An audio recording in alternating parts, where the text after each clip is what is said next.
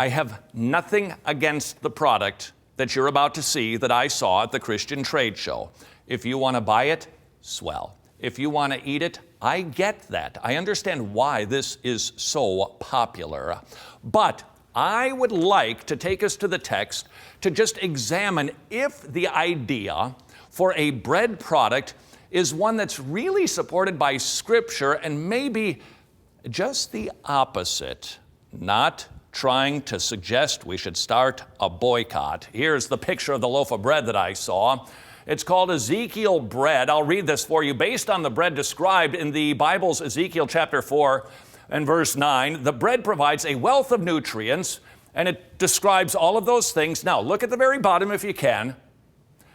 Honey, brown sugar, and molasses are added for a touch of sweetness. So let's just start right here.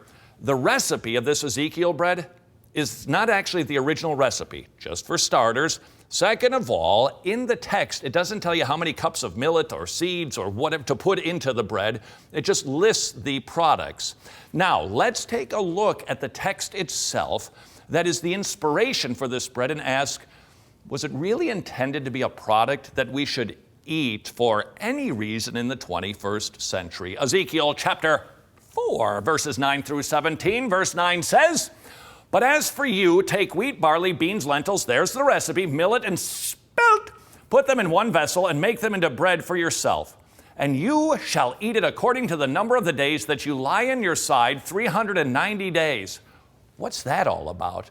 Judgment was coming to Jerusalem. God was going to sack Jerusalem, Israel, southern tribe, for their violation of the Mosaic covenant. And God said, as a sign of judgment, lay on your side, probably pointing to the north or to the south for judgment, as you eat this bread. So if you're going to eat Ezekiel bread, do you need to lie on your side? And should we only eat it for a 390-day period? I'm just asking. We continue with verse 10.